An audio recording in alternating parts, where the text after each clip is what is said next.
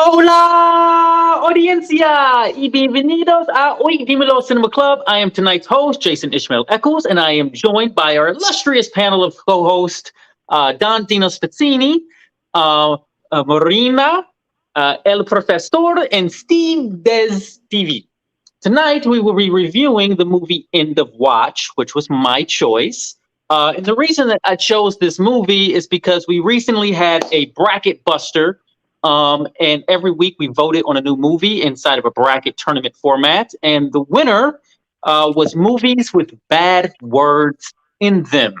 So I chose End of Watch only because I heard that it had a bunch of bad words in it, which it does, holds up to that. And it's a movie that came out in 2014, and I remember I wanted to see it. A few people back when it first came out was like, "Oh man, you got to see this movie. This is really interesting. You know, it takes place in LA. Da da da da. You should check it out." Um, and I did check it out, and I do have some feelings about it. But I'll go last, and I want to hear from you guys first. So let's start with Dino at the top there. Dino, what was your first impression of End of Watch? All right. Well, I hadn't seen it before, so this was my uh, first impression, initial thought of it. That it was extremely seeing it now versus when it first came out. Like now, the majority of police forces and everything has the cameras on their, that they have to wear at all times. So this was a very kind of voyeuristic type of film because he's got like one cinema class or whatever he's taking. So he's just taking his little camcorder everywhere. And it goes between his point of view with a camcorder to then sometimes Michael Peña or some other people actually holding the camera to also just other people's point of view, but in the style of a handheld camera. So that was super interesting. For me, at times, especially early on, it felt way too shaky. Like I feel like they could have toned that part down at times because it was very kind of like weird zoom in people's faces and this and that. But that's just a minor thing that I noticed that I was like, all right, we could tone it down.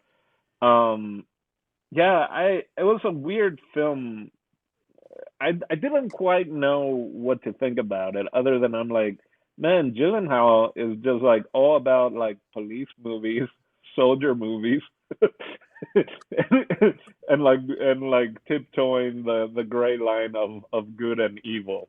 Because isn't he now in that military movie of going back and like saving the translator from Iraq or Afghanistan that helped him? Is that it? And wasn't he in LA Ambulance or something? I don't know. I might be, unless it's someone else, but I feel like that's his bread and butter lately. Like nine out of or 8 out of 10 movies are like it's got to be police or military based. He was in Jarhead. He was in The Guilty. He was in a bunch of movies where he plays a cop or 100%. Jarhead was a big one, man. I think. Yeah, that kind of really took him over. But yeah, so just to kind of finish my initial thoughts, I did enjoy the overall movie. Like Anna Kendrick, at first I was kind of like, man, she's barely in the movie. But then I had like David Harbaugh, right? Is that his name? Stranger Things. He was Yes. in it. So it had some of the, and definitely Michael Peña before he became like better known and stuff like that. So it was interesting seeing some of these actors right before they like got famous or more known commercially, if you will. And yeah, a lot of bad language. The whole yeah, it was interesting because they didn't make him like a clean cut police, but for the most part, he was doing the right thing. But he was kind of towing the line of, how he got the information, the pulling over of people. Like it's like, okay, yeah, that's LA cops. They'll just find a bogus reason to pull you over, but then it's like, oh shit, they bit off more than they could chew, basically. Yeah, and the ending was surprising. Like, I guess spoilers. Uh, for a split second, I was like, did they really just kill off both Gyllenhaal and Michael Peña? Right? I was like, that's quite a swing that they took, and then clearly it was just Michael Peña, and yeah, it was very interesting. I don't, as an initial thought, I was like, I could go the rest of my life without watching this movie. I mean, again, it's not bad. It's nowhere near Havoc. So like I might still recommend it to people, but not like unless it comes up in conversation. That's my initial thought. Let's see if at the end, if from talking with you guys, I have a different opinion. All right, very cool, Dino. Marina, why don't you hit us with your first impression? So, yeah, like I told you guys before, I don't curse, so this challenge has been it was interesting. I said to myself that maybe I could take a shot every time someone says a curse word in the Oh movie, and boy. that quickly stopped because I was expecting like 2, 3 per scene, but like the first like altercation with the civilian was like F, let's fight. And I was like, okay, vodka back in the fridge. I'm not gonna do that tonight. But I didn't look it up. I thought I had seen it, but I guess I saw another cop movie. So I had no idea what I was getting myself into when it started. And so I was like, what's gonna happen? Like they had so many like civilian like meetups, like they were going on all these calls, and I'm like, are they gonna die or are they gonna kill somebody? I literally was so tense. I was like, every time there was like an altercation, I was like, who's gonna die here? But yeah, I kind of felt similar to like actors, like just like, oh wow, everybody's in this, but like they have like 2 lines. Like I was it was like really interesting to see them like just play such a small role when they played such big roles in other films.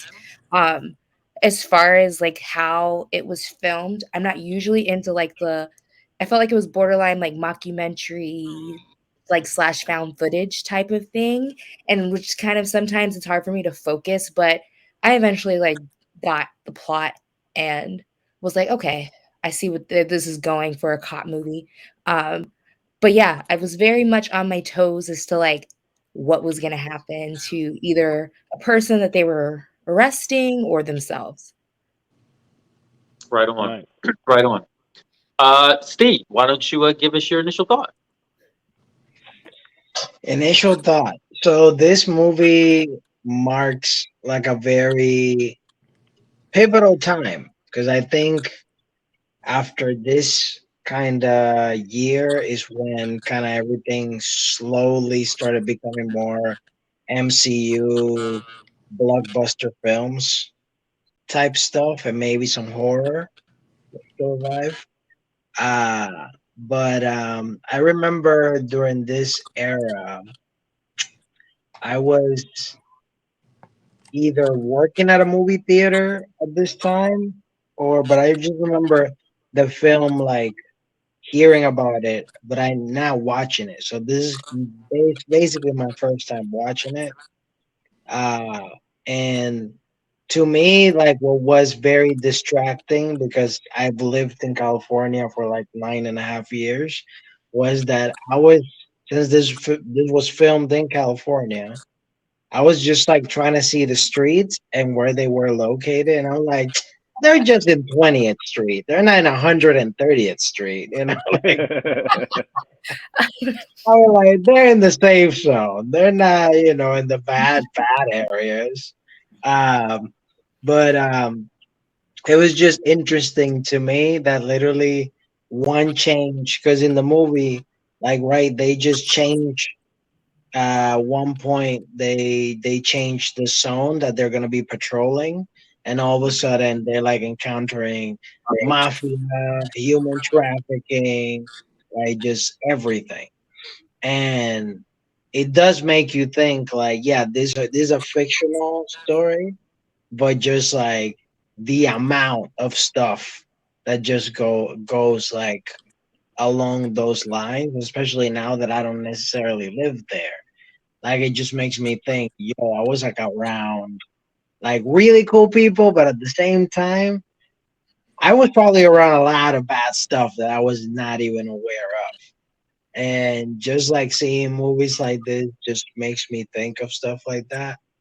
Um, I do have my gripes with the ending, cause like Dino was saying, like yeah, it's very bold, but when it was like getting to that part, I was like, they both gotta die. Like, come on. Yeah. Like, it's just They like, both gotta die. I agree. Yeah. They both I- have to die there, man. I'm glad someone. Especially. Okay. yeah. And then, of course, Sorry. they Say just that kill again. the What? Say that again. Me? No, Marina. Oh no, I said I'm glad someone survived. Okay, like I got emotional. Well, the baby, Nana Kendrick, right? She survived. Anyway, go. Yeah. What else, Steve? No, I said that. Of course, the Mexican had to die. You know, like, they just had to do it. Do we know that Michael Peña is Mexican? Hispanic then? Yes, Mexican. he did. He said, we're Mexican. We have these quinceañeras, and we'd be doing all this and da da da. Yes. Yeah, There just you making sure go. that him as a person is actually Mexican. No, But, okay. in the Mexican movie, character. that's what he says. Yeah, in the movie, but I mean like in real life. But okay, Oh. we're talking about the character. Go ahead. Yeah, I'm talking about the character. Is he actually Gotcha. Mexican? I don't know. I don't know. I don't know, maybe, but his character is Mexican. So those are my initial thoughts.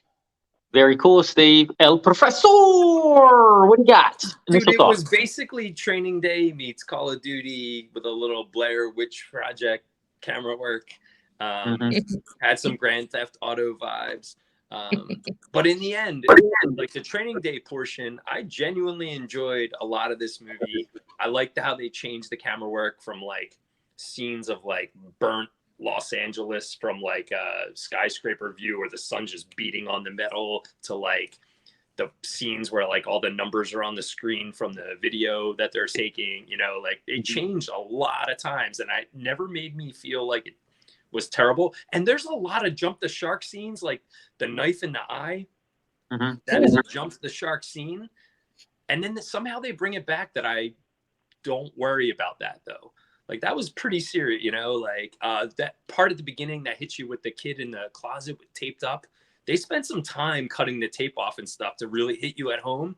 And like, there's a lot of really good heartfelt parts of this movie. They both should have died. I'm sorry. I know it's early to talk about this because to me, the whole movie, I was worried one of them was going to die. And about 10 minutes left in the movie, I was like, they're both going to die. And that kind of how this movie should end. Like that would be, I think that's how this movie should have ended. Yeah. They spent a lot of time shooting them and like, no way the shots from Michael Peña with the gun at the end were getting all just absorbed by him. You know what I mean? Like that they did it wasn't like one gunshot. That's what I thought. And especially him, like it was a cool shot. It was a cool shot of him getting shot. Yeah. And then falling over. Like it's an excellent movie. I think they both should have died though. I'm sorry. On not in negative. On Gyllenhaal. No, the draped over is quite and they were running from a gang, and then he starts screaming like, help, somebody help. Like, yo, you're giving your location. It was so frustrating.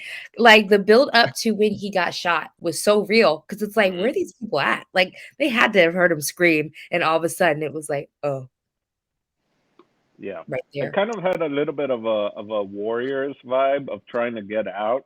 And there is, I don't know, was it Marina? Maybe you were talking about. There is another movie that's similar where cops have to try and get out of the neighborhood. I forget what it is. Remember the name of it? Judgment Night, where the people turn off the highway at the wrong place. They're going to like a fight. It's like Emilio Estevez. Oh, Judgment Night is dope. They're not cops though. But Training Day has a similar thing. Training Day had a Will Smith, the one where they're like elves and stuff. That's a similar one as well. Bright, yeah, like same director as Training Day. No, Training Day is Antoine Fuqua. This movie is David Ayers, and he also directed Bright.